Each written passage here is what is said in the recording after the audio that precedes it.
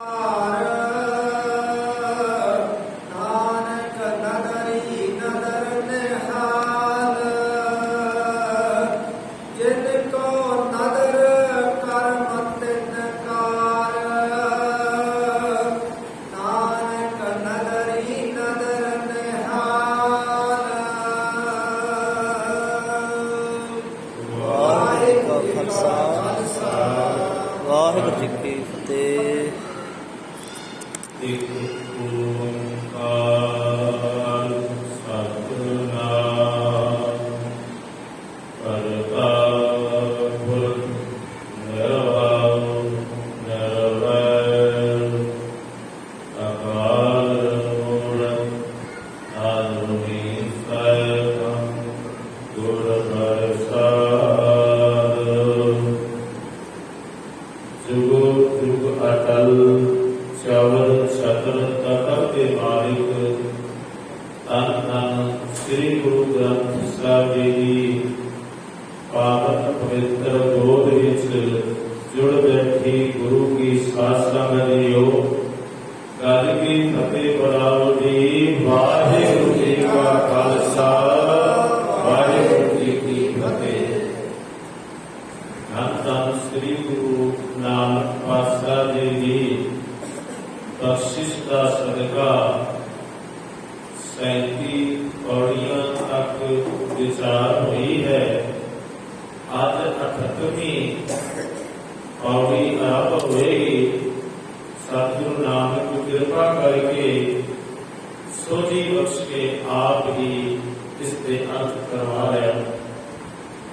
महाराज गुरु नानक पातशाह फरमाते हैं, जब पहाड़ा नीरज सुनिया। एक शब्द जग है, एक सत है। उसको जति भी किया जाता है ते सती भी किया जाता है। महाराज जी बाणी कहती, नाम हो जति सती नहीं पढ़िया, मूर्ख मुगदा जन उठया। कई नाम का मैं जति हाँ, ना मैं सदी हाँ, ना मैं पढ़िया हाँ। पर इतनी गल जरूर है पातशाह, मैं आपके चरणों की शरण विच आया ते कृपा करके मैनू जदी बना लो, मैनू सदी बना लो। क्योंकि आज तो पहला पाप की गुरु नानक पातशाह की विचार तो पहला कितने भी धर्म ग्रंथ हुए, कितने भी इस दुनिया में पीर पैगंबर वली औलिए आए, पर उन्होंने जग का नहीं पता चला। एक लिए ना उन्होंने जति पढ़न का ढंग आया कि ना सती पढ़न का कोई उन्होंने तरीका लगे। सतगुरु पातशाह जी ने कहते हैं कि बड़िया लोग अपने इंद्रियों को वश में रखना, संयम में रखना, ये जग है। इसलिए मेरे पातशाह कहते हैं कि एका नारी जगी हुए पर नारी की बहन बताने। जो एक पत्नी जिसके नाल गुरु ग्रंथ साहिब की हजूरी विच आनंद कारज होया है, असल दे विच गुरु नानक दे घर विच वो जगी। पर साडे पुरातन धार्मिक ग्रंथां दे विच वो 6 जणियां नूं जगी कहते हैं। जिस तरह के लक्ष्मण हो गया, हनुमान हो गया, भीष्म पितामह, दत्तात्रेय, भैरव, इस तरह करके कहते ये 6 जने जगी ने। गुरु ग्रंथ साहिब की बाणी की कहती है, महाराज की बाणी कहती 6 जति माया के बंदा, नवे नाथ सूरज अर्चंदा। ये जिन्होंने जति कहते हैं ना, महाराज कहते हैं कि एक माया के बंदे ने। माटी को पुत्रा कैसे नचत है, देखे देखे सुने बोले दौड़े फिरत है। जब कछ पावे तब गर्व करत है, माया कही तब रोने लगत है। माया केवल क्रंसी एक माया जित हर विसरे मोह उपजे भाव दूजा लाया। और हर चीज माया है जिस दे नाल सुख जोड़न नाल असीं वाहिगुरू परमात्मा का नाम लओ। वो हर चीज माया है। मकान भी माया है, दौलत भी माया है, जमीन भी माया है, धीआं पुत्र भी माया है, सब कुछ माया है। जे इन्हां दे विच रह के, दौलत विच रह के, परिवार विच रह के, धीआं पुत्रां विच रह के अकाल पुरख नाल जुड़ना तो फिर माया नहीं है। माफ करना, फिर माया नहीं है। फिर सब कुछ इस संसार को देख दे, फिर की है कि हर का रूप है, हर रूप नहीं। अपने इंद्रियों का सही इस्तेमाल करना, क्योंकि सानू अज तक इंद्रियों का सही इस्तेमाल करने का तरीका ही नहीं है कि किस तरह असी इन्हां इंद्रियों का इस्तेमाल करना है।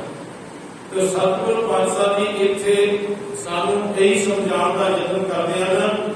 इस तरह के काम पंत कामी बहु नारी पर कहे जो न चूके दिन प्रत करे करे पछतावे सोग लोभ में सुखी। ये हर वक्त तेरे मन दे काम दियां विकार दियां लहरां जिहड़ियां तो चलदियां रहंदियां।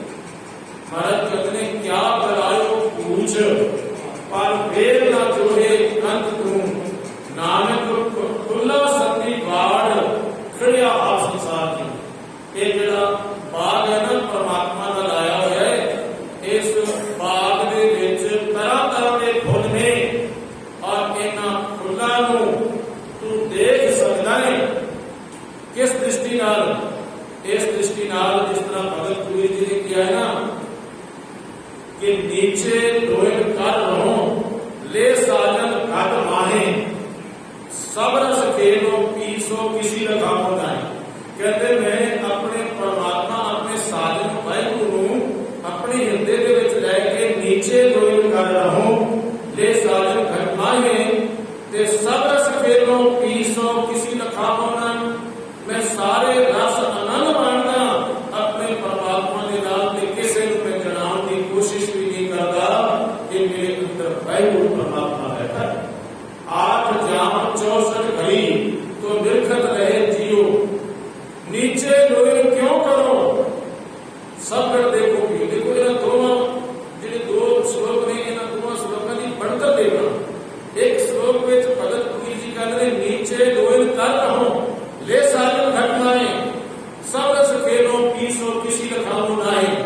फिर दूसरे श्लोक में कहते हैं 8 जाम 64 घड़ी तो निरखत रहे जियो नीचे लोहन क्यों करो सब घट देखो पियो। भाई मैं सारियां दे विच अपना वाहिगुरू परमात्मा देख रहा ते मैं फिर अखां नीवियां क्यों करा। कवि हरि राम चातरिक ते भाई साहब भाई वीर सिंह जी दे समकाली सन। तो कहते हैं अखियो सिफत तुहाडी तकड़ा कौन कहे तुसी तक्को ना जगत तमाशा जम जम तक्को तकदियां तकदियां तक्को। ए नेत्रो मेरेओ हर तुम में जो धरी हर बिन आवर ना देखो कोई हर बिन आवर ना देखो कोई नदरी हर में आया। इस संसार को देख दे ये हर का रूप है हर रूप नजरी है। गल तो ये होनी चाहिए ना पर बंदा जो है यदि अखां दे विच इतनी मैल भर गई है कि बस उस मैल करके ये बंदा भिखारी हो जाता है। मेरे साथ कहते हैं हे कामन नरक विश्रामन और जोड़नी परमावने चित हरन त्रैलो कम्यन जाप तप सील विरामे। अवित सुख भाई एदा सुख जड़ा थोड़ी देर वास्ते निमक काम स्वाद कारण कोट दिनस दुख पावे हरि मोह रंग माने फिर और पछतावे अंधे चेत हर हर राया तेरा सोग नेड़ेगा। तो अंधे आ तेरा दिन नहीं आवे तू वाहिगुरू का नाम क्यों नहीं जपता। तू अपने नेत्रा के विच वाहिगुरू की जोत क्यों नहीं वसाउंदा। और कहीं जरा होने ना मेरे गुरु कलगीधर पातशाह जी ने घाड़त करदियां करदियां अपने सिर की झोली पाया है कि सिखा मैं तुम सब तो बड़ा जल्दी देखना चाहता हूं। और जब ये है देख पराइयां चंगियां मावा भैना धीआं जाने, जो पराइयां बीबियां भैना जो अपने बराबर दियां ने वो भैना ने, जो छोटियां ने वो धीआं ने, जो बड़ियां ने वो मावा ने, हो बलिहारी इनको पर नारी दे नेड़ ना जावे। ये है गुरमत का सिद्धांत। ते गुरु नानक पातशाह जी ने कारत करदिया सिख की कारत इतनी चंगी करी है कि भलिया लोका जे तेरिया अखां के सामने ये कुछ हो भी लिया है तो फिर याद रख उस वक्त जी तेरी शमशीर है ना वो म्यान के विचों बाहर निकल आनी चाहिए। और यही कारण है कि गुरु महाराज ने सिख का बड़ा उच्चा इकरार बनाया। पशौर की गल है, महाराजा हरि सिंह नलवा साहब बैठे सन कि एक बिहारी नाम का ब्राह्मण सज्जन आ गया, रो रहे अखों विचों पानी जा रहे ते कहता है गुरु गोबिंद सिंह महाराज के प्यारे सपूत, मैं अज ब्याह के लिया सी अपनी पत्नी को ते राह के विच मेरा डोला खोलिया ते कृपा करो तुहाडे तो बगैर मेरी कोई सहायता नहीं कर सकता।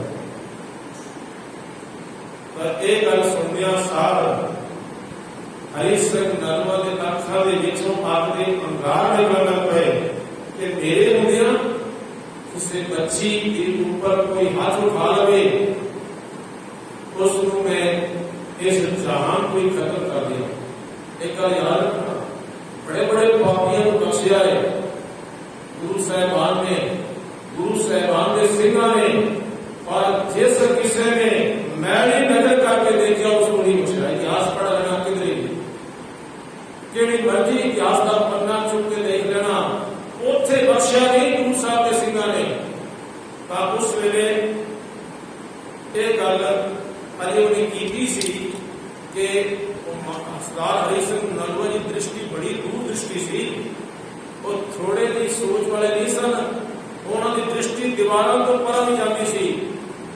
जदों उन्हें पीछे दो बंदे होते थे तो हरि सिंह ताड़ गए ये सुनिए। उस वेले उन्होंने अपने लफ्ज़ों को बदलते हुए किया कि सिपा सलारा सिंह फौजियों कि एवं जिहड़ा कमीना आदमी है जो अपनी पत्नी की रक्षा नहीं कर सकता उसको जेल की सलाह करके बंद कर दिया जाए। मैं उसको देखना भी नहीं चाहता। पर सन्नाटा छा गया दरबार के सरदार हरि सिंह नलवा साहब ने एक गल की कह दी, उन्होंने अंदर बंद कर दिया। वो वापस हो गए, उसी वक्त किया कि जाओ उस बंदे को, उस शख्स को जिसको सलाखा के पीछे बंद किया है उसको नाल लैके जिस वेले उन्हें सुनिए ने किया कि उनके सजा मिलने तैयार है, उनको जेल की सलाखा में बंद कर देता है कि भुखे शेरों की तरह उनके ऊपर टुट के पै गए। वापस ले आता, जो वापस ले आता तो उस वेले उस बच्ची की अखां के आंसू सन। हरि सिंह नलवा ने आख्या, बच्चिए तू गुरु नानक के घर में चाहिए ते तू रो ना, नहीं तो मैनू पातशाह के दरबार में जवाब देना। गुरु नानक पातशाह ने माफ नहीं करके कदे भी।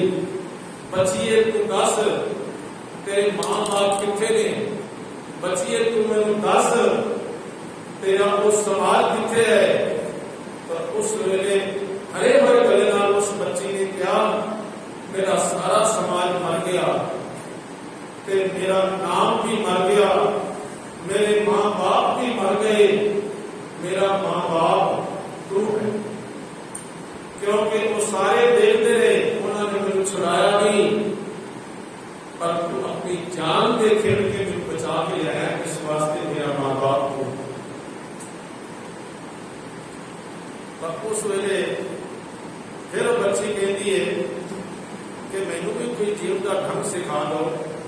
ਜੇ ਮੇਰੇ ਮਾਪਿਆਂ ਨੂੰ, ਜੇ ਸਾਡੇ ਸਮਾਜ ਨੂੰ ਜੀਵਨ ਦਾ ਢੰਗ ਨਹੀਂ ਆਇਆ ਨਾ, ਤਾਂ ਮੈਨੂੰ ਜੀਵਨ ਦਾ ਢੰਗ ਸਿਖਾਓ।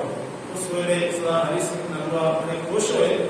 ਉਹਨਾਂ ਨੇ ਕਿਹਾ, ਬੱਚੀਏ, ਤੇਰੇ ਵਰਗੀਆਂ ਬੱਚੀਆਂ ਬੜੀ ਬਹਾਦਰ ਨੇ ਔਰ ਮੈਦਾਨੇ ਜੰਗ ਦੇ ਵਿੱਚ ਜਾ ਕੇ ਜੂਝਦੀਆਂ ਨੇ, ਤੇ ਇਸ ਲਈ ਆਪ ਤੈਨੂੰ ਅਸੀਂ ਖੰਡੇ ਬਾਬੇ ਦੀ ਪਾਹੁ ਦਿੰਦੇ ਹਾਂ, ਤੇ ਤੈਨੂੰ ਮੈਂ ਉਸ ਪਿਤਾ ਦੀ ਗੋਦ ਵਿੱਚ ਬਿਠਾਵਾਂਗਾ ਜੋ ਸਦਾ ਸਦਾ ਹੀ ਇਸ ਦੁਨੀਆ ਦੇ ਵਿੱਚ ਕਾਇਮ ਰਹਿੰਦਾ ਤੇ ਕਦੀ ਇਸ ਦੁਨੀਆ ਤੋਂ ਜਾਂਦਾ ਨਹੀਂ। ਤੂੰ ਗੋਬਿੰਦ ਸਿੰਘ ਮਹਾਰਾਜ ਦੀ ਗੋਦ ਦੇ ਵਿੱਚ ਤੇ ਮਾਤਾ ਸਾਹਿਬ ਕੌਰ ਦੀ ਗੋਦ ਦੇ ਵਿੱਚ ਬਿਠਾਵਾਂਗਾ।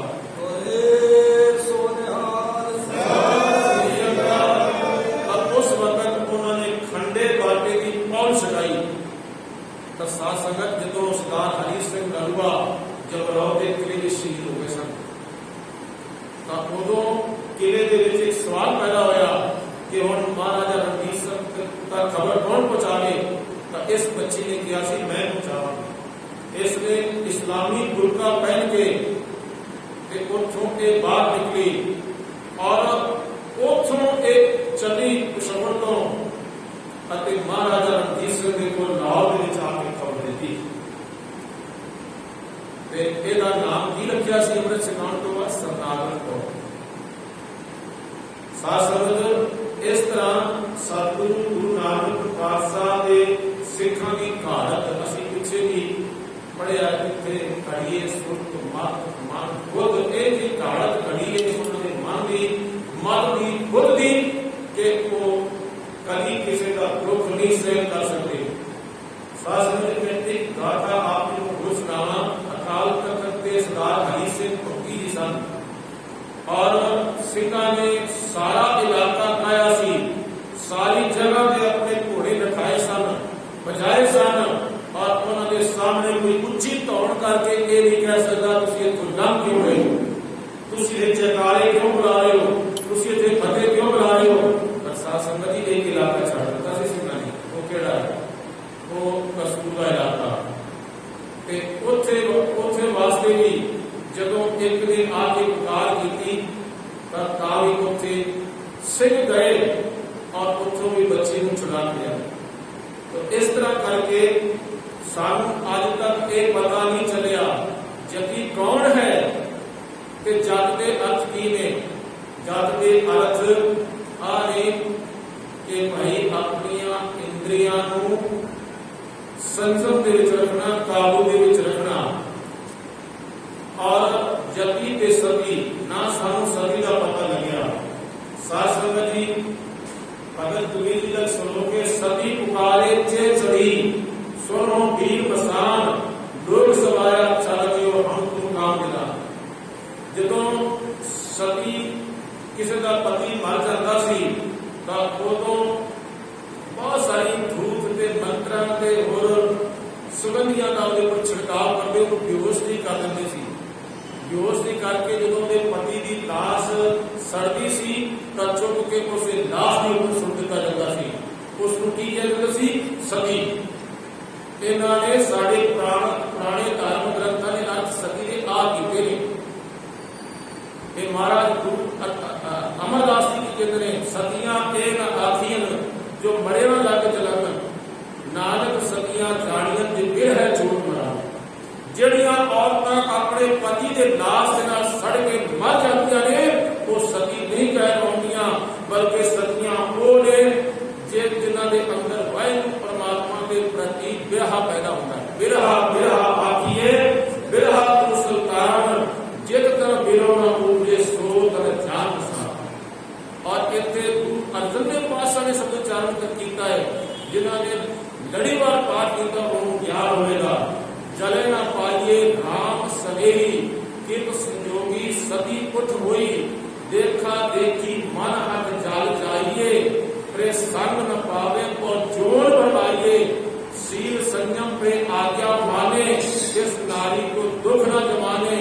कहो नानक जिन प्रयोग परमेश्वर कर जानिया, धन सती दर पे परवानिया। है अर्थ कितने सती दे गुरु अर्जन देव पातशाह जी ने ते एक पुरातन ग्रंथां दे विच तुसीं देख लो की अर्थ कितने चिराग लैके उन्हां विच अर्थ ਲੱਭੋ ना ਤੁਹਾਨੂੰ ਆ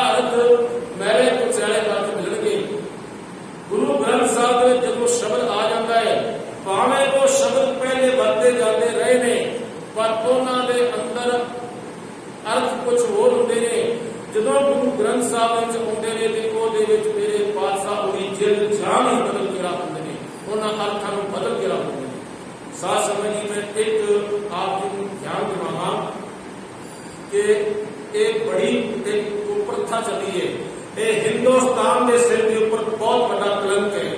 ਇਹ ਇਸ ਕਲੰਕ ਨੂੰ ਜੇ ਮਿਟਾਇਆ ਹੈ ਤਾਂ ਉਹ ਗੁਰੂ ਨਾਨਕ ਗੁਰੂ ਅਮਰਦਾਸ ਪਾਤਸ਼ਾਹ ਨੇ ਮਿਟਾਇਆ ਹੈ, ਨਹੀਂ ਤਾਂ ਜੇ ਇਹਨਾਂ ਦੇ ਇਤਿਹਾਸ ਵੱਲ ਜਾਈਏ ਤਾਂ ਉਹ ਵੱਡਾ ਕਲੰਕ ਅਜੇ ਵੀ ਇਹਨਾਂ ਦੇ ਮੱਥੇ ਤੇ ਲੱਗਿਆ ਹੈ ਤੇ ਜ਼ਿੰਦਗੀ ਭਰ ਲੱਗਿਆ ਹੈ। ਵੱਡੀਆਂ ਵੱਡੀਆਂ ਸਰਕਾਰਾਂ ਘਬਰਾ ਜਾਂਦੀਆਂ ਸਨ ਇਸ ਕਾਨੂੰਨ ਨੂੰ ਹਟਾਉਣ ਵਾਸਤੇ। ਗੁਰੂ ਅਮਰਦਾਸ ਨੇ ਹੁਕਮ ਕੀਤਾ ਕਿ ਨਹੀਂ, ਐਸੀ ਸਤੀ ਪ੍ਰਥਾ ਕੋਈ ਨਹੀਂ ਹੋਵੇਗੀ। ਇਹ ਗੁਰੂ ਅਮਰਦਾਸ ਦੀ ਹਿੰਮਤ ਸੀ। ਜਦੋਂ ਅਕਬਰ ਬਾਦਸ਼ਾਹ ਆਇਆ, ਉਸਨੇ ਸੰਗਤ ਵਿੱਚ ਬੈਠ ਕੇ, ਪੰਗਤ ਵਿੱਚ ਬੈਠ ਕੇ ਲੰਗਰ ਛਕਿਆ ਤੇ ਉਹ ਕਹਿੰਦਾ ਬਾਦਸ਼ਾਹ ਮੈਨੂੰ ਹੁਕਮ ਕਰੋ ਤਾਂ ਮੈਂ ਇੱਥੇ ਰਾਸ਼ਨ ਪਾਣੀ ਭੇਜ ਦਿੰਦਾ ਤੇ ਲੰਗਰ ਤੁਹਾਡਾ ਚੱਲਦਾ ਰਹੇਗਾ। ਤਾਂ ਮਹਾਰਾਜ ਨੇ ਕਿਹਾ ਨਹੀਂ, ਇਹ ਸ਼ਾਹੀ ਖਜ਼ਾਨਿਆਂ ਦੇ ਨਾਲ ਲੰਗਰ ਨਹੀਂ ਚੱਲਦਾ। ਇਹ ਗੁਰੂ ਨਾਨਕ ਪਾਤਸ਼ਾਹ ਦੇ ਉਹਨਾਂ ਸਿੱਖਾਂ ਦੀ ਕਮਾਈ ਦੇ ਵਿੱਚੋਂ ਲੰਗਰ ਚੱਲਦਾ ਹੈ ਜਿਹੜੇ ਦਸਾਂ ਨੌਂ ਦੀ ਕਿਰਤ ਕਰਕੇ ਤੇ ਇੱਥੇ ਆ ਕੇ ਭੇਟਾ ਕਰਦੇ ਨੇ ਸਰਦਾ ਦੇ ਨਾਲ। ਫਿਰ ਕਹਿੰਦਾ ਨਹੀਂ, ਕੋਈ ਸੇਵਾ ਦੱਸੋ, ਕੋਈ ਤਾਂ ਸੇਵਾ ਦੱਸੋ। ਤਾਂ ਗੁਰੂ ਅਮਰਦਾਸ ਪਾਤਸ਼ਾਹ ਨੇ ਕਿਹਾ ਜੇ ਤੂੰ ਸੇਵਾ ਕਰਨਾ ਚਾਹੁੰਦਾ ਹੈ ਤਾਂ ਅਸੀਂ ਗੁਰੂ ਨਾਨਕ ਪਾਤਸ਼ਾਹ ਦੇ ਮੰਚ ਤੋਂ ਇਹ ਐਲਾਨ ਕੀਤਾ ਹੈ ਕਿ ਅੱਜ ਤੋਂ ਬਾਅਦ ਮੁਰਦੇ ਦੇ ਨਾਲ ਕਿਸੇ ਔਰਤ ਨੂੰ ਸਾੜਿਆ ਨਹੀਂ ਜਾਵੇਗਾ। ਜਾਂ ਜੇ ਸੇਵਾ ਮੰਗਣਾ ਹੈ ਤਾਂ ਇਹ ਆਦਤ ਆਪਣੇ ਹਿੰਦੁਸਤਾਨ ਦੇ ਤਖਤ ਤੋਂ ਕਰ। ਫਿਰ ਉਹਨਾਂ ਨੇ ਕੀਤਾ। ਹਾਲਾਂਕਿ ਜਿੱਥੋਂ ਗੁਰੂ ਨਾਨਕ ਪਾਤਸ਼ਾਹ ਦੀ ਸਿੱਖੀ ਦੀ ਤੇ ਵਿਚਾਰਧਾਰਾ ਕਰੀ ਉੱਥੋਂ ਇਹ ਪ੍ਰਥਾ ਜਿਹੜੀ ਹਟ ਗਈ, ਇਹ ਪਰੰਪਰਾ ਹਟ ਗਈ। ਪਰ ਹੈਰਾਨੀ ਦੀ ਗੱਲ 1789 ਸਨ 1789 ਦੀ ਗੱਲ ਹੈ। ਸਾਹਬਾਜ ਦੇ ਕਲੈਕਟਰ ਨੇ ਕਾਨੂੰਨ ਵਾਲਿਸ ਨੂੰ ਲਿਖਿਆ ਕਿ ਭਾਈ ਇਹ ਬਹੁਤ ਵੱਡਾ ਕਲੰਕ ਹੈ ਮਨੁੱਖਤਾ ਦੇ ਉੱਪਰ ਔਰ ਇਹਦੇ ਉੱਪਰ ਵਿਚਾਰ ਕੀਤਾ ਜਾਵੇ। ਹਾਲਾਂਕਿ ਕਈ ਇਹਨਾਂ ਦੀਆਂ ਅੰਗਰੇਜ਼ਾਂ ਦੀਆਂ ਮੀਟਿੰਗਾਂ ਹੋ ਚੁੱਕੀਆਂ ਸਨ, ਕਿਉਂਕਿ ਇਹਨਾਂ ਦਾ ਬਾਕੀ ਹਿੰਦੁਸਤਾਨ ਦੇ ਉੱਪਰ ਰਾਜ ਆ ਚੁੱਕਾ ਸੀ, ਕੇਵਲ ਪੰਜਾਬ ਨੂੰ ਛੱਡ ਕੇ ਬਾਕੀ ਹਿੰਦੁਸਤਾਨ ਦੇ ਉੱਪਰ ਰਾਜ ਸੀ ਇਹਨਾਂ ਦਾ। ਤਾਂ ਉਹਨਾਂ ਨੇ ਕਿਹਾ ਵੀ ਐਸਾ ਹੈ, ਤੁਸੀਂ ਸਮਝਾਉਣ ਤੱਕ ਸੀਮਤ ਰਹੋ, ਕਰਦੇ ਸਖਤ ਨਿਯਮ ਲਾਗੂ ਨਾ ਕਰੋ। ਤਾਂ ਮੇਰਾ ਕਹਿਣ ਦਾ ਮਤਲਬ ਹੈ ਜਿਹੜੀ ਵਿਸਲ ਸ਼ਕਤੀ ਹੈ ਮੰਨੀ ਜਾਂਦੀ ਸੀ, ਉਹਨਾਂ ਦੇ ਪਸੀਨੇ ਛੁੱਟ ਗਏ ਇਸ ਕਾਨੂੰਨ ਨੂੰ ਹਟਾਉਣ ਵਾਸਤੇ। ਫਿਰ 1829 ਦੇ ਵਿੱਚ ਜਿਹੜਾ ਇੱਕ ਅਫਸਰ ਸੀ ਬੈਂਟਿਕ ਵਿਲੀਅਮ, ਉਸ ਨੇ 17ਵਾਂ ਕਾਨੂੰਨ ਪਾਸ ਕੀਤਾ ਤਾਂ ਉਹਦੇ ਵਿੱਚ ਇਹਨੇ ਲਿਖਿਆ ਕਿ ਬਈ ਅੱਜ ਤੋਂ ਬਾਅਦ ਮੁਰਦਿਆਂ ਦੇ ਨਾਲ ਔਰਤਾਂ ਨੂੰ ਸਾੜਿਆ ਨਹੀਂ ਜਾਵੇਗਾ। ਤਾਂ ਜਿਹੜੇ ਰੂੜੀਵਾਦੀ ਸਨ, ਪ੍ਰੀਵੀ ਕੌਂਸਲ ਵਾਲੇ, ਇਹ ਆਪਣੇ ਕਿਰਾਇਆ ਖਰਚ ਕਰਕੇ ਲੰਡਨ ਪਹੁੰਚ ਗਏ ਕਿ ਵੀ ਇਸ ਕਾਨੂੰਨ ਨੂੰ ਰੱਦ ਕੀਤਾ ਜਾਵੇ, ਔਰਤਾਂ ਸੜਨੀਆਂ ਚਾਹੀਦੀਆਂ ਨੇ। ਉਹਨਾਂ ਦਾ ਕਹਿਣ ਦਾ ਮਤਲਬ ਇਹ ਸੀ। ਹੁਣ ਸਾਸਨ ਮੇਰੀ ਥੋੜਾ ਜਿਹਾ ਹੋਰ ਵਿਚਾਰ ਕਰ ਲਓ। ਇਸ ਬੀਬੀਆਂ ਨੂੰ ਗੁਰੂ ਨਾਨਕ ਪਾਤਸ਼ਾਹ ਨੇ ਕਿੰਨਾ ਮਾਣ ਦਿੱਤਾ ਹੈ ਜੋ ਅੱਜ ਤੱਕ ਦੁਨੀਆ ਦਾ ਕੋਈ ਪੀਰ ਪੈਗੰਬਰ ਨਹੀਂ ਦੇ ਸਕਿਆ। ਤੁਸੀਂ ਦੇਖੋ, ਗ੍ਰਸਥ ਦਾ ਤਿਆਗ ਕੀਤਾ ਸਵਾਮੀ ਮਹਾਵੀਰ ਨੇ, ਔਰ ਸਵਾਮੀ ਮਹਾਵੀਰ ਦਾ ਧਰਮ ਇਹ ਕਹਿੰਦਾ ਹੈ ਜੇ ਮੁਕਤੀ ਲੈਣੀ ਹੈ ਤਾਂ ਔਰਤ ਨੂੰ ਮਨੁੱਖਾ ਜਨਮ ਧਾਰਨ ਕਰਨਾ ਪਵੇਗਾ, ਨਹੀਂ ਤਾਂ ਉਹਨੂੰ ਮੁਕਤੀ ਨਹੀਂ ਮਿਲੇਗੀ। ਫਿਰ ਦੂਸਰਾ, ਮਹਾਤਮਾ ਬੁੱਧ ਇਸ ਨੇ ਗ੍ਰਸਥ ਦਾ ਤਿਆਗ ਕੀਤਾ, ਔਰ ਜਦੋਂ ਇਸ ਦੇ ਮੱਧ ਦੇ ਵਿੱਚ ਔਰਤ ਸ਼ਾਮਲ ਹੋਈ ਤਾਂ ਉਸ ਵਕਤ ਉਹਨੇ ਕਹਿ ਦਿੱਤਾ ਇਹ ਮੇਰਾ ਧਰਮ ਬੜੇ ਲੰਬੇ ਸਮੇਂ ਤੱਕ ਚੱਲਣਾ ਸੀ, ਪਰ ਹੁਣ ਇਹ ਜਲਦੀ ਖਤਮ ਹੋ ਜਾਏਗਾ ਕਿਉਂਕਿ ਇਹਦੇ ਵਿੱਚ ਔਰਤ ਸ਼ਾਮਲ ਹੋਈ। ਹੁਣ ਆ ਜਾਓ ਆਪ ਜੀ ਮੁਸਲਮਾਨ ਵੀਰਾਂ ਵੱਲ।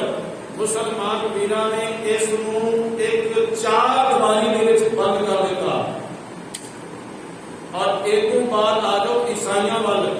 ਈਸਾਈਆਂ ਨੇ 1882 ਦੇ ਵਿੱਚ ਇਹ ਨਿਯਮ ਬਣਾਇਆ ਕਿ ਔਰਤ ਆਪਣੇ ਨਾਮ ਤੇ ਜ਼ਮੀਨ ਜਾਇਦਾਦ ਰੱਖ ਸਕਦੀ ਹੈ, ਔਰ 1918 ਦੇ ਵਿੱਚ ਇਹਨਾਂ ਨਿਯਮ ਬਣਾਇਆ ਕਿ ਇੱਕ ਔਰਤ ਦੀ ਵੋਟ ਪਾ ਸਕਦੀ ਹੈ। ਲੇਕਿਨ ਅੱਜ ਤੋਂ 550 ਸਾਲ ਪਹਿਲਾਂ ਗੁਰੂ ਨਾਨਕ ਪਾਤਸ਼ਾਹ ਨੇ ਆਖਿਆ ਭੰਡ ਜਮੀਏ ਭੰਡ ਬਗਣ ਵਿਆਹੋ, ਭੰਡੋ ਹੋਵੇ ਦੋਸਤੀ ਭੰਡੋ ਚੱਲੇ ਰਾਹੋ, ਭੰਡ ਭੁਆ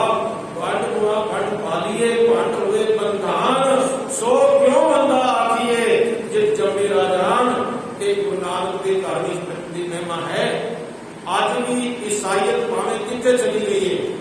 मैं एक गल करा कि अज उन्होंने ऐसा रूप धारण कर दिता है कि अंगां की प्रदर्शनी तक एक दर्जे की आते और इस्लाम ने बुरके में बंद करता एक दूसरे दर्जे की आता है।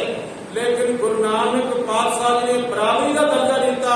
अज तक भी ईसाइयां दे विच एक बीबी पादरी नहीं बन सकती, पर है गुरु नानक देव को सदके जाइए कि तेरे घर दे विच एक बीबी भी श्री अखंड पाठ साहब का पाठ कर सकती है, कीर्तन कर सकती है, कथा कर सकती है, ढाडी वारा गा सकती है, इत्थों तक के पंजाब प्यारिਆਂ ਦੇ ਵਿੱਚ भी शामिल हो सकती है। गुरु नानक पातशाह के घर की महिमा है, ये वडियाई गुरु नानक की है। गुरु नानक पातशाह के हिस्से में आइए तो इन्होंने लोगों को ना तो जती रहन का बल आया ते ना सती रहन का इन्होंने कोई तरीका सुझिया। जब पाया अपन इंद्रियां जब तक अपनी इंद्रियां भाई संयम के रख ले, जिस तरह के ये मन प्यारिया तू सदा सच संभाले, एहो कुटांग तू जे देखदा चले नाही तेरे नाले। देखो एक दिन गुरु कलगीधर पातशाह के दरवाजे के अगे एक दंपति जो बुजुर्ग सी उन्होंने सवेरे सवेरे गुरु की आवाज आई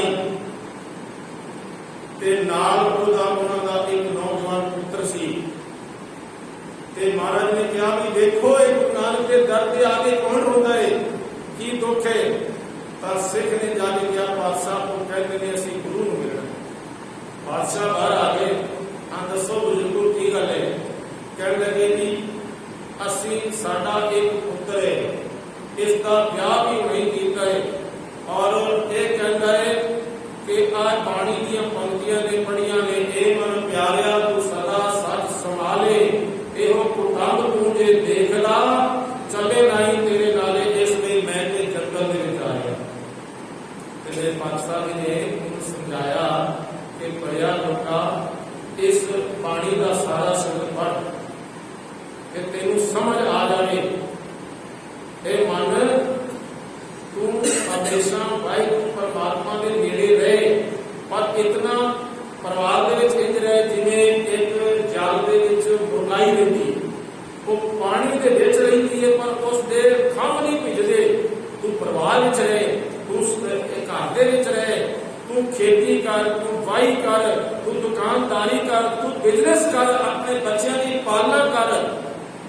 ये है गुरु नानक पातशाह के घर की विचारधारा। गरीबों का क्यों अपने बुजुर्ग मां बाप का दिल दुखा रहे हैं कि वो पत्नी जी हुणे तू ब्याह के आया है उसको भी रुदन कराएगा, उसको भी रोएगा, ऐसा नहीं। ते सतगुरां की उसने गल मन ली।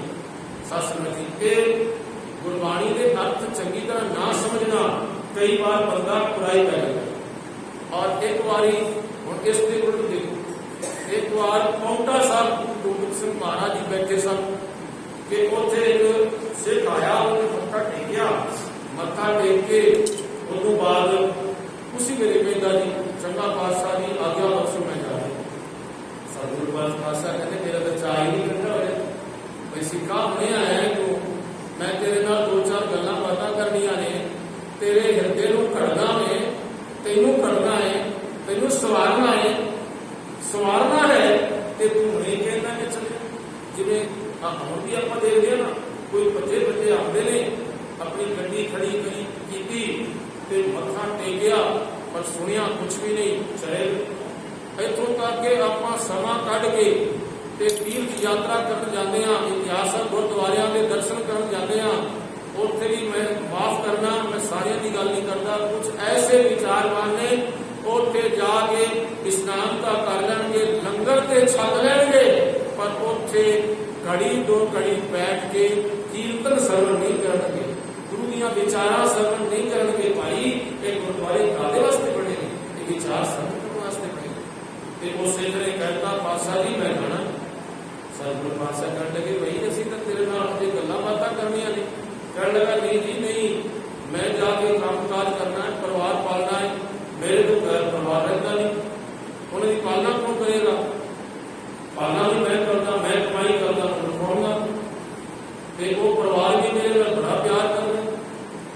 इस लिए मैं जाना कि सतगुरु पातशाह कहने लगे भी पढ़िया कितना हुई, कहने लगा जी बिल्कुल अनपढ़, कहते मेरा बाप भी अनपढ़ सी, मेरा दादा भी अनपढ़ सी, मेरा परदादा भी अनपढ़ सी, ऐसी खानदानी अनपढ़ है गया। कहते सतगुरु कहते काम में फिर तक गल बढ़ चुकी। उन्होंने एक चिट्ठी लिखी, चिट्ठी लिख के क्या चंगा है जी चिट्ठी है ना इस लाहौरे पीर बुद्धू शाह रहता है उन दे रही तो जा चला जा कोई बहुत काला तो मैं तेरे नहीं रोकूंगा। उसे चला गया, उसने क्या कि मैं गुरु गोबिंद सिंह महाराज ने भेजा है।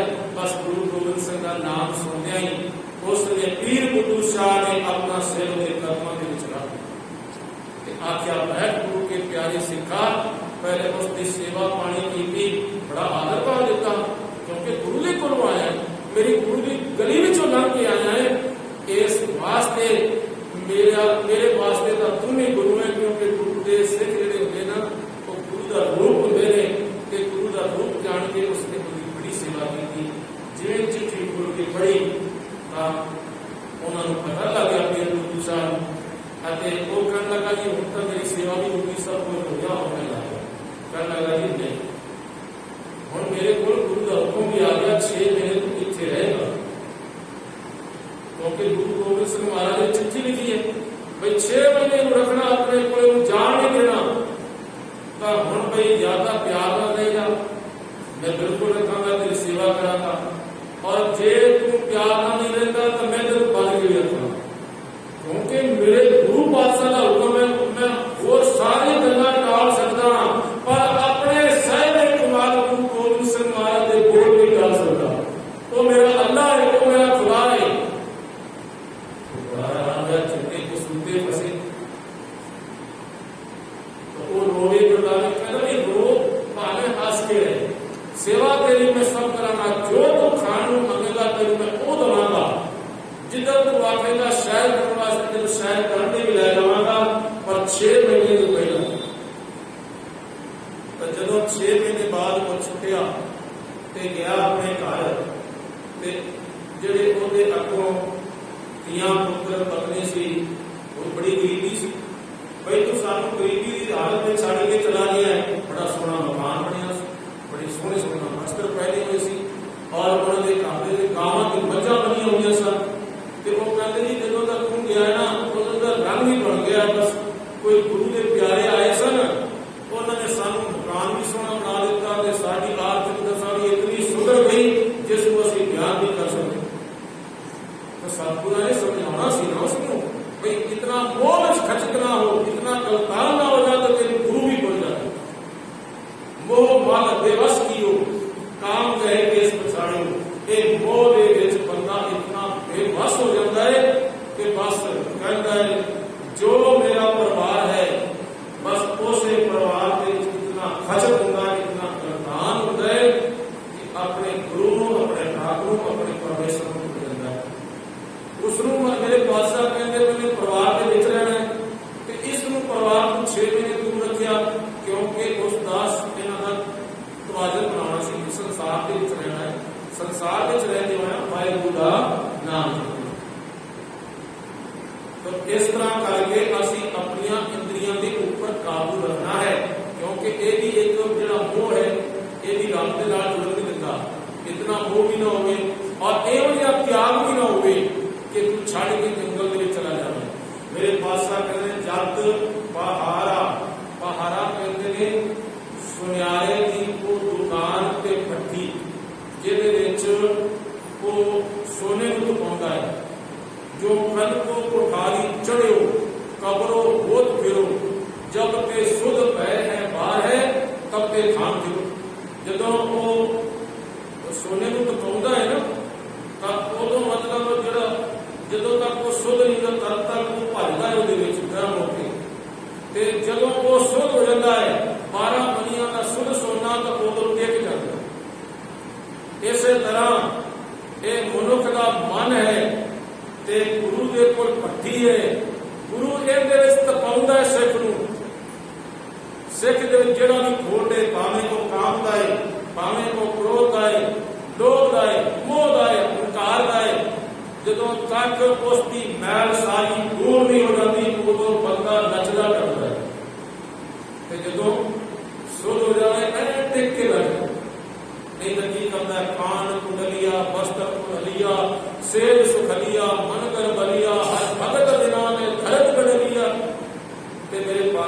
इस तरह करके सिख की भारत करते हैं और असी समर्पण कर दईए। अज ही गुरु के सानू गुरु आज ही कढ़ना शुरू कर देगा भाई, असी समर्पण नहीं करते ना, समर्पण करिए गुरु के अगे।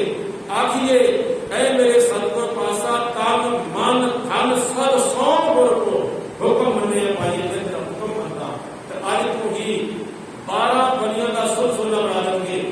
जब पहारा दुकान को भट्टी धीरज सुनियाल ते जेड़ा धीरज है, धीरज इस तरह का होवे कि सबर संतोख होवे।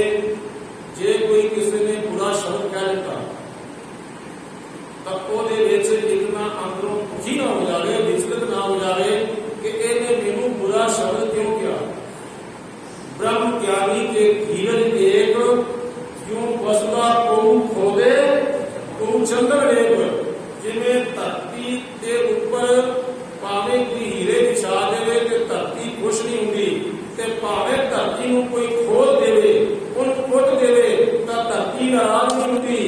इसे तरह जेड़ा सिख जिसको गुरु नानक पातशाह ने कर दिता है, जे ओदी कोई उपमा करे तो वो खुश नहीं होंदा, जे ओदी कोई निंदा करे तो ओदा हिरदा दुखित नहीं होंदा।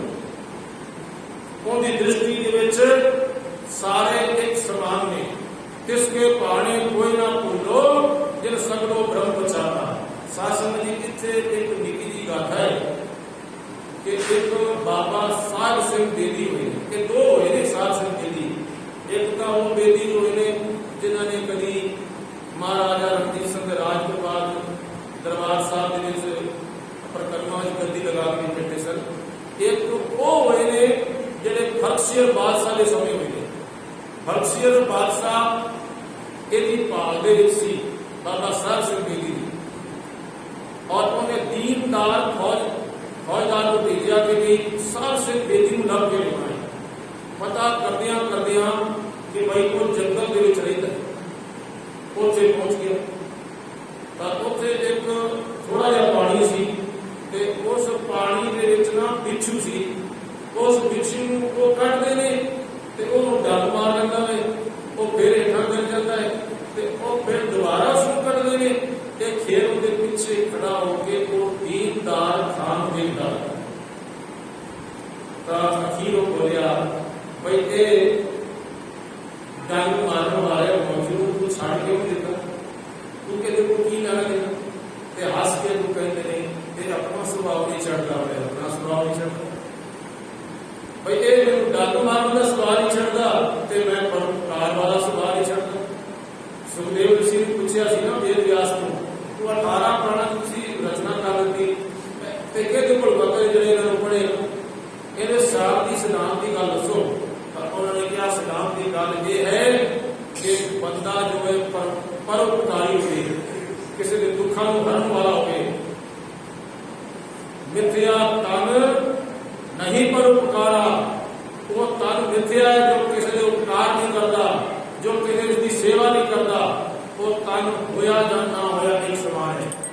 तो बाबा साहब सिंह बेदी कहता जी खड़ा हो जा, दीनदार हम कहता है खड़ा हो जा, मैं तेन गिरफ्तार करना आया। सह सवाल खड़े हो गए, कहने लगे ये तो वक्त दसेगा तू मैनू गिरफ्तार करता है कि मेरा साहब तेन गिरफ्तार करना है। उन्हें कहा तेरा साहब के जंगल में किहड़ा बैठा होया। वो कहना जी मेरा साहब तो हमेशा मेरे नाल रहता है। कहना नाम तो दस क्या होगा। कहना मेरे साहब का नाम है गुरु गोबिंद सिंह। कहते हो मैनू किवें गिरफ्तार करेगा। अकबर साहब सिंह बेदी कहते तू मैनू क्यों गिरफ्तार करेगा। कहने लगा जी मैं अपनी ताकत नाल करांगा। वो कहता है मेरे गुरु गोबिंद सिंह महाराज के बाद के तेरे को ताकत नहीं हो सकती। वो रात पै गई, कहता जी हूँ रात पै गई, मेरे तो रस्ते का भी नहीं पता लगना। उन्हें कहा कोई गल नहीं तू मेरे नाल चल। तू नाल लै गए। एक ऐसी बेटी सी उन्होंने को जो किसी ने सुन दी सी, जिसको उसने पाया जो बेचारी गूंगी सी। और गूंगी बेटी ने 4 प्रसादे बनाए।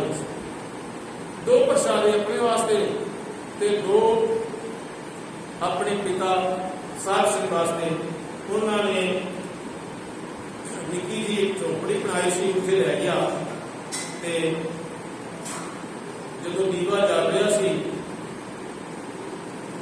उस वक्त वो बेटी ने दो प्रसादे दीनदार खान दिते, एक प्रसादा अपने को, एक प्रसादा साहब सिंह की खाली उठा दिता।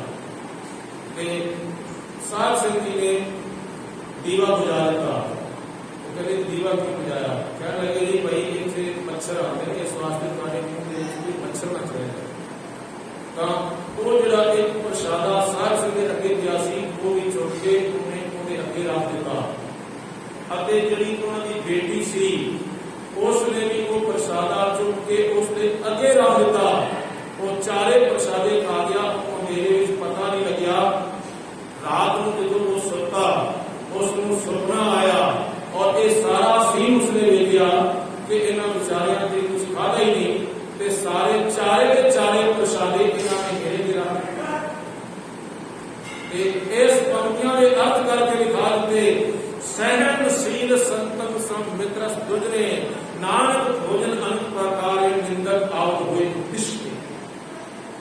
जेड़ा एक वो बंदा जो कतल करना चाहता है, जो गिरफ्तार करना चाहता है, ते एक वो बंदा जिहड़ा 36 प्रकार के खाने लिया के अगे रखता है, दोनों गुरु का सिख एक दृष्टि दे हन। इस पंक्तियों के अर्थ प्रकट करके दिखा दिते। सवेरे उठिया ते पता नहीं उसके मन के ऊपर कितना प्रभाव गया। उसका जो सिर सी ना बाबा साहब सिंह के कर्मां के ऊपर उठिया ते कहने लगा तू सच कहता सी कि ये समा दसेगा, तू गिरफ्तार करना है कि मेरा साहिब गिरफ्तार करता है। सचमुच मेरे साहिब ने मैंने गिरफ्तार कर लिया है, मैं आज तेन गिरफ्तार करके ही जाऊंगा। है गुरु पातशाह के सिखों की समदृष्टि। गुरु पातशाह घाट करते सिख की जत पहाड़ा धीरज सुनियार। धीरज एक इहो जिहा गुण है जिहड़ा बंदा भिखारी है ना, उसके अंदर कदे भी धीरज नहीं होता। वो छोटी छोटी गल ते जिथे गुस्सा करने का लोड़ नहीं है उत्थे ही गुस्सा करता है। पर जिहड़े गुरु के प्यारे सिख ने जे वड्डा भी कोई कारण हो जाए तो उसको बड़ी धीरजता के नाल, बड़ी सहजता के नाल वो लैंदे हैं। इसलिए एक धीरज बहुत वड्डा गुण है वाहिगुरू परमात्मा के नाल मिलन का। जैसे शस्त्र तीखण काट डालियो, मन ना कीनो रोष, काल कुआं को ले सवारियो। उसका काम भी देख लो, हम दरख्त है, पेड़ है, उसको कोई कटता है, बढ़ता है, पर फिर भी उसका काम सवारता है। जे तू चूल्हे से पा देगा भाई तेरे लिए भोजन तैयार कर देगा, जे तू उसकी बेड़ी बना देगा तो तेन को पालने किराए तो पालने किराए लगा देगी। इस तरह रब के संत मेरे को परोपकारी होते हैं।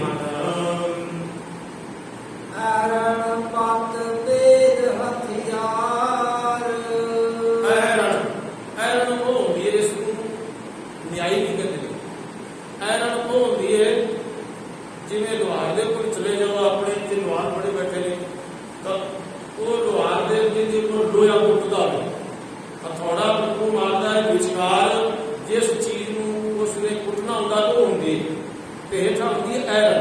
उन कुट कुट के लाल कर लगे जिस पासे उसको मुड़ना चाहे मुड़। गुरु पातशाह जो ना सिख नूं ऐरण बनाना चाहते हैं। एक बारी कौमी विद्वान सिंह साहब यानी जसवंत सिंह परवाना साहब के सामने किसी ने सवाल किया कि दरबार साहब के ऊपर सोना क्यों लग गया है, ये सोना नहीं लगना चाहिए। देखो कई समझ नहीं होती तो उन्होंने आपको जवाब दिता, तू दरबार साहब की गल करता है, कहता है जिस गुरु रामदास पातशाह का दरबार साहब है उसकी सारी कौम सोने वाला शुद्ध के साफ है। गुरु पातशाह ने अपनी कौम को इतना कढ़िया है, इतना सवाया है कि सोने इतना शुद्ध है। एक शेख शादी का शेर है, संगे बल गौर अगर कासाए खड़ी सिकंद, कीमते संग ना फसाए सर कम ना समझ। कहते भाई जे कोई बद नामे भैड़ा मनुख सोने के प्यादे को तोड़ देवे, पत्थर मार के तोड़ देवे, हथियार मार के तोड़ देवे, सोने की कीमत फिर भी कोई रहेगी ਜਿਹੜਾ ਪੱਥਰ ਹੈ ਉਸਦੀ ਕੀਮਤ ਨਾ ਪਹਿਲਾਂ ਸੀ ਤੇ ਨਾ ਬਾਅਦ ਵਿੱਚ। ਇਸ ਕੌਮ ਦੇ ਅਨੇਕਾਂ ਸੋਨਾ ਸੋਨੇ ਵਰਗੇ ਜਿਹੜੇ ਸਿੱਖ ਸਨ, ਜਿਨ੍ਹਾਂ ਦਾ ਜੀਵਨ ਬੜਾ ਉੱਚਾ ਸੁੱਚਾ ਸੀ, ਉਹਨਾਂ ਨੂੰ ਇਹਨਾਂ ਪੱਥਰਾਂ ਨੇ ਤੋੜਿਆ ਤੇ ਅੱਜ ਉਹਨਾਂ ਪੱਥਰਾਂ ਦਾ ਕੋਈ ਨਾਮ ਨਹੀਂ ਲੈਂਦਾ। ਇਹ ਖਾਂਦਾ ਕੌਣ ਨਾਮ ਲੈਂਦਾ ਹੈ? ਮਰ ਗਏ, ਪਤਾ ਨਹੀਂ ਕਿਤਨੇ ਮਰ ਗਏ। ਔਰੰਗਜ਼ੇਬ ਦਾ ਕੌਣ ਨਾਮ ਲੈਂਦਾ ਹੈ? ਮਰ ਗਏ, ਪਤਾ ਨਹੀਂ ਕਿਤਨੇ ਖੱਪ ਗਏ ਇਸ ਦੁਨੀਆ ਦੇ ਵਿੱਚ। ਉਹਦੀ ਕਬਰ ਦੇ ਤਾਂ ਜਿਹੜਾ ਵੀ ਗਿਆ ਹੈ ਨਾ, ਪੰਥਕ ਵਿਗਿਆਨੀ ਸੰਸਦ ਮੁਸਲਿਮ ਕਹਿੰਦੇ ਨੇ, ਜਿਹੜਾ ਉੱਥੇ ਬੈਠਾ ਹੈ ਨਾ ਸੇਵਾ ਕਰਨ ਵਾਸਤੇ, ਉਹ ਕੋਈ ਵੀ ਜਾਂਦਾ ਹੈ। ਮੈਂ ਵੀ ਗਿਆ, ਕਹਿੰਦਾ ਮੇਰੇ ਕੋਲ ਪੈਸੇ ਮੰਗੇ। ਮੈਂ ਪੁੱਛਿਆ ਵੀ ਕਿਉਂ ਮੰਗਦਾ? ਤਾਂ ਉਹਨੇ ਕਿਹਾ ਜੀ ਅਸੀਂ ਸ਼ਾਮ ਨੂੰ ਔਰੰਗਜ਼ੇਬ ਦੀ ਕਬਰ ਦੇ ਉੱਪਰ ਦੀਵਾ ਜਲਾਵਾਂਗੇ। ਕਹਿੰਦਾ ਮੇਰਾ ਉਸ ਵੇਲੇ ਗੁਰੂ ਤੇਗ ਬਹਾਦਰ ਸਾਹਿਬ ਦੇ ਸ਼ੀਸ਼ ਝੁਕਿਆ ਕਿ ਐ ਗੁਰੂ ਤੇਗ ਬਹਾਦਰ ਬਾਦਸ਼ਾਹ, ਕਦੀ ਇਹ ਆਪਣੇ ਤਖਤ ਦੇ ਉੱਪਰ ਬੈਠ ਕੇ ਹੁਕਮਰਾਨ ਹੋਇਆ ਕਰਦਾ ਸੀ, ਪਰ ਤੁਹਾਨੂੰ ਸ਼ਹਾਦਤ ਦਾ ਕਾਰਨ ਦਾ ਸਭ ਤੋਂ ਵੱਡਾ ਕਾਰਨ ਇਹ ਬਣਿਆ, ਅੱਜ ਦੀ ਕਬਰ ਦੇ ਉੱਪਰ ਦੀਵਾ ਜਲਾਉਣ ਵਾਲਾ ਕੋਈ ਨਹੀਂ ਹੈ, ਪਰ ਗੁਰੂ ਤੇਗ ਬਹਾਦਰ ਬਾਦਸ਼ਾਹ ਤੇਰੇ ਘਰ ਦੇ ਵਿੱਚ ਹਮੇਸ਼ਾ ਜੋਤਾਂ ਜਗਦੀਆਂ ਨੇ, ਔਰ ਇਸ ਤੇ ਦਰ ਤੇ ਸੇਵਾ ਕਰਨ ਵਾਲਾ ਭੁੱਖਾ ਬੈਠਾ ਹੈ, ਮੰਗ ਕੇ ਖਾਂਦਾ ਹੈ, ਪਰ ਗੁਰੂ ਤੇਗ ਬਹਾਦਰ ਬਾਦਸ਼ਾਹ ਤੇਰੇ ਦਰ ਤੇ ਭੁੱਖੇ ਵੀ ਨਜ਼ਰ ਨਹੀਂ ਆਉਂਦੇ। ਬੋਲੇ ਸੋ ਨਿਹਾਲ। ਇਹ ਹੈ ਗੁਰੂ ਪਾਤਸ਼ਾਹ ਦੇ ਘਰ ਦੀ ਵਡਿਆਈ, ਮਹਿਮਾ ਹੈ ਗੁਰੂ ਨਾਨਕ ਪਾਤਸ਼ਾਹ ਦੇ ਘਰ ਦੀ। ਅਹਿਦ ਮੱਤ ਕਹਿੰਦੇ ਭਾਈ, ਜਿਤਨੀਆਂ ਚੋਟਾਂ ਸਿੱਖ ਧਰਮ ਦੇ ਉੱਪਰ ਪਈਆਂ ਨੇ, ਉਤਨੀਆਂ ਚੋਟਾਂ ਕਿਸੇ ਦੇ ਉੱਪਰ ਨਹੀਂ ਪਈਆਂ। ਜਿਤਨੀ ਵਾਰ ਦਰਬਾਰ ਸਾਹਿਬ ਉਠਾਇਆ ਗਿਆ ਹੈ, ਉਤਨੀ ਵਾਰ ਸੋਹਣਾ ਬਣਾਇਆ ਹੈ, ਸੁਰੱਖਿਆ ਬਣਾਇਆ ਹੈ, ਔਰ ਇਸ ਵਾਸਤੇ ਇਹ ਅਣਖ ਸੀ, ਇਸ ਵਾਤ ਦੀ ਮੰਗ ਸੀ ਕਿ ਤੁਸੀਂ ਸਾਡੇ ਦਰਬਾਰ ਸਾਹਿਬ ਨੂੰ ਬਾਰ ਤੋੜਿਆ ਤੇ ਲਓ ਅਸੀਂ ਇਹਨੂੰ ਸੋਨਾ ਦੇ ਨਾਲ ਜੜ ਦਿੰਦੇ ਹਾਂ। ਇਹ ਸਿੱਖਾਂ ਦੀ ਇੱਕ ਅਣਖ ਸੀ, ਇਹ ਉਹਨਾਂ ਦਾ ਪਿਆਰ ਸੀ, ਇਹ ਉਹਨਾਂ ਦੀ ਸ਼ਰਧਾ ਸੀ।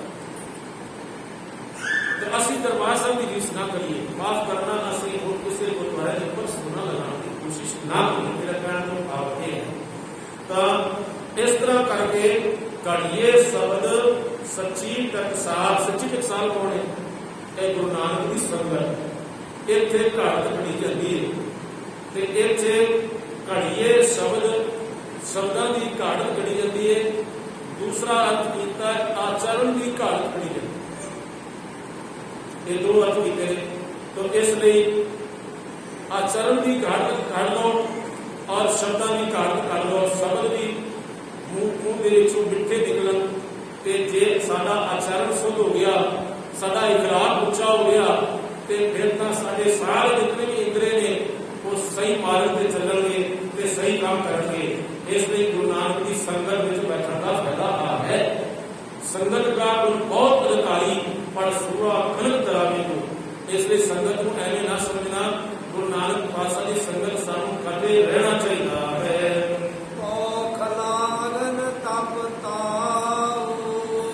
ਤੇ ਪਾਉ ਖਲਾ ਸਾਧ ਸੰਗਤ ਜੀ, ਅੱਜ ਕੱਲ੍ਹ ਤਾਂ ਇਹਨਾਂ ਨੇ ਪੱਖਾ ਜਿਹਾ ਬਣਾ ਲਿਆ, ਜਿਹੜੇ ਦੁਆਰ ਹੁੰਦੇ ਨਾ, ਪਹਿਲੇ ਧੋਣੀ ਹੁੰਦੀ ਸੀ ਇੱਕ ਚਮੜੇ ਦੀ ਬਣੀ ਹੋਈ, ਉਸ ਨੂੰ ਜਿਵੇਂ ਹੀ ਤਾਂ ਚੁੱਕਦੇ ਸੀ ਤਾਂ ਉਹਦੇ ਜਵਾਬ ਆ ਜਾਂਦੇ ਸੀ, ਜੇ ਹੇਠਾਂ ਦਬਾਉਂਦੇ ਸੀ ਤਾਂ ਉਹ ਹਵਾ ਛੱਡਦੀ ਸੀ, ਤੇ ਅੱਗਾਂ ਜਿਹੜੇ ਕੋਲੇ ਧੁੱਪਦੇ ਪਏ ਨੇ ਉਹਨੂੰ ਹਵਾ ਦਿੰਦੀ ਸੀ, ਉਹ ਧੋਪਣੀ, ਤੇ ਉਹ ਹੋਰ ਜ਼ਿਆਦਾ ਬਣਦੀ ਸੀ। ਤੇ ਉਹਦੇ ਉੱਪਰ ਕੋਈ ਵੀ ਧਾਤ ਰੱਖ ਕੇ ਗਰਮ ਕਰਕੇ ਫਿਰ ਐਰਨ ਦੇ ਉੱਪਰ ਰੱਖ ਕੇ ਉਹ ਹਥੌੜਾ ਮਾਰ ਕੇ ਤੇ ਉਸ ਨੂੰ ਜਿਹੜਾ ਰੂਪ ਉਹ ਦੇਣਾ ਚਾਹੁੰਦਾ ਹੈ ਉਹ ਰੂਪ ਸਹਿਜ ਦਿੱਤਾ ਜਾਂਦਾ ਹੈ। ਇਸ ਲਈ ਮੇਰੇ ਪਾਤਸ਼ਾਹ ਜੀ ਇੱਥੇ ਕਹਿੰਦੇ ਨੇ ਆਓ ਰੱਬ ਦਾ ਨਿਰਭਰ ਹੈ ਹੱਥ ਤੇ ਹੋਣਾ ਚਾਹੀਦਾ ਹੈ। ਜੇ ਸਾਰੀ ਕਾਦਰ ਦੀ ਕੁਦਰਤ ਪਾਉ ਵਿੱਚ ਚੱਲ ਰਹੀ ਹੈ ਤਾਂ ਬੰਦਿਆ ਤੂੰ ਕਿਉਂ ਨਹੀਂ ਚੱਲਦਾ?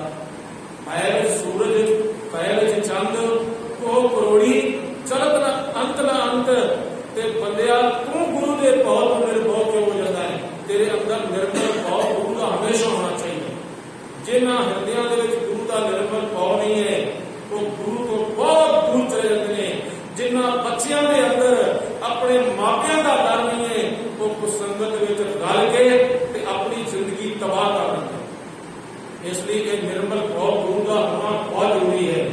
ਤੇ ਅਗਨ ਤਪ ਤਾਓ, ਅਗਨੀ ਦੇ ਵਿੱਚ ਤਪ ਤਾਓ, ਆਪਣੇ ਆਪ ਨੂੰ ਇਤਨਾ ਤਪਾਇਆ ਜਾਵੇ। ਦਰਅਸਲ ਇੱਥੇ ਉਹ ਤਪ ਨਹੀਂ ਹੈ ਜਿਹੜੇ ਕਿ 5 ਧੂਣੀਆਂ ਤਪਾ ਲੈਂਦੇ ਨੇ ਗਰਮੀਆਂ ਦੇ ਵਿੱਚ ਤੇ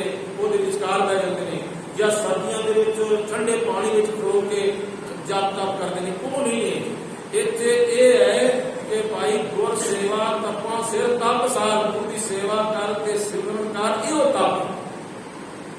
ਤੇ ਇਸੇ ਦੇ ਵਿੱਚ ਆਪਣੇ ਆਪ ਨੂੰ ਤਪਾ, ਤੇ ਗੁਰੂ ਪਾਤਸ਼ਾਹ ਜੀ ਤੈਨੂੰ ਜਿਹੜਾ ਰੂਪ ਦੇਣਾ ਚਾਹਣਗੇ ਉਹ ਰੂਪ ਦੇਣਗੇ, ਜਿਵੇਂ ਤੈਨੂੰ ਮੁੜਨਾ ਚਾਹਣਗੇ ਤੂੰ ਉਵੇਂ ਮੁੜੇਗਾ। तो गुरु की आज्ञा, गुरु की आज्ञा सत सत करके मन लगेगा ते गुरु का पक्का से बन जाएगा। भांडा पाओ अमृत तित ढाल, भांडा का अर्थ है अंत्यकरण, और अंत्यकरण एक भांडा है।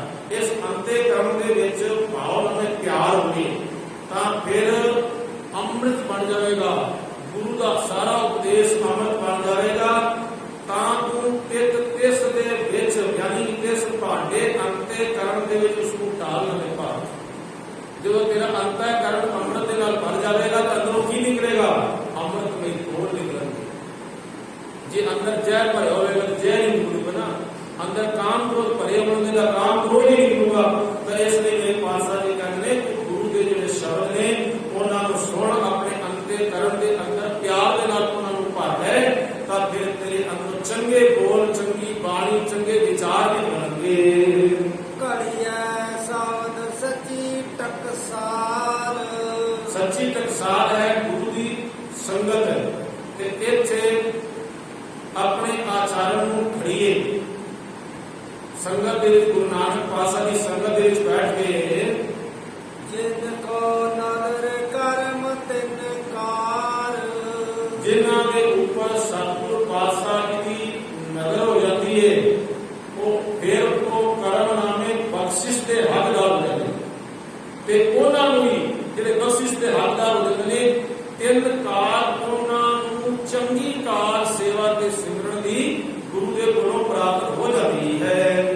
ਨਾਨਕ ਨਦਰੀ ਨਦਰ ਨਿਹਾਲ, ਸਤਿਗੁਰੂ ਨਾਨਕ ਪਾਤਸ਼ਾਹ ਜੀ ਫਰਮਾਉਂਦੇ ਹਨ ਜਿਸ ਦੇ ਉੱਪਰ ਨਦਰ ਵਾਹਿਗੁਰੂ ਪਰਮਾਤਮਾ ਦੀ ਹੁੰਦੀ ਹੈ, ਉਸ ਦੀ ਕਿਰਪਾ ਦ੍ਰਿਸ਼ਟੀ ਦਾ ਸਦਕਾ ਉਹ ਨਿਹਾਲ ਨਾਮੇ ਕਿਰਤਾਰਥ ਹੋ ਜਾਂਦਾ ਹੈ, ਖੁਸ਼ ਹੋ ਜਾਂਦਾ ਹੈ। ਉਸ ਦੀ ਅਵਸਥਾ ਇਹ ਹੋ ਜਾਂਦੀ ਹੈ ਨਾਨਕ ਭਗਤਾਂ ਸਦਾ ਵਿਗਾਸ, ਸੁਣੈ ਗੁਰੂ ਕਿਰਪਾਲ ਕਾ ਨਾਸ।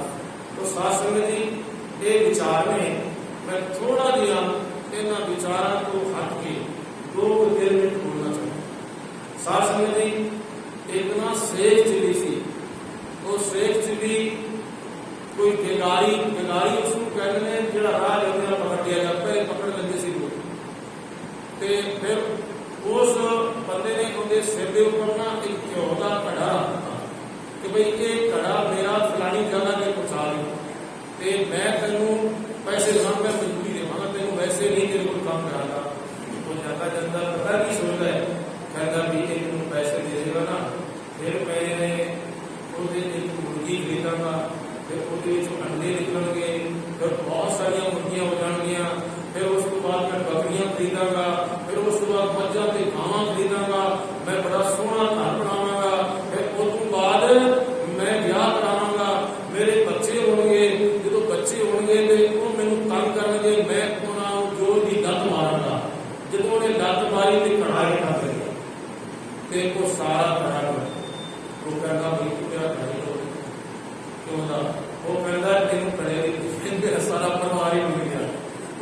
ਸਾਸਕ ਦੀ तो गाल इस तरह है कि मैं भी सिर्फ चली तरह बड़े सपने ले सी कि इतने संगत इतनी होगी कि पैर रखने की जगह नहीं मिलेगी, पर वाहिगुरु को शायद ऐसा मंजूर नहीं है।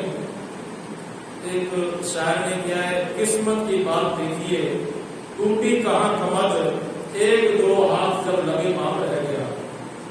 राजस्थान में बड़े डूंगे कहते भाई उतों में पानी खिंच रहा सी, पानी खिंचद्या जो ऊपर आ गया तो मैं बाल्टी को मैं पकड़न लगा तो उदों जरा तो रस्सा टूट गया तो बाल्टी फिर दूर जा के कहता मैं वो बड़ी दूर तो प्यासा चलिया सी ते आज भी मैं प्यासा खड़ा हो गया।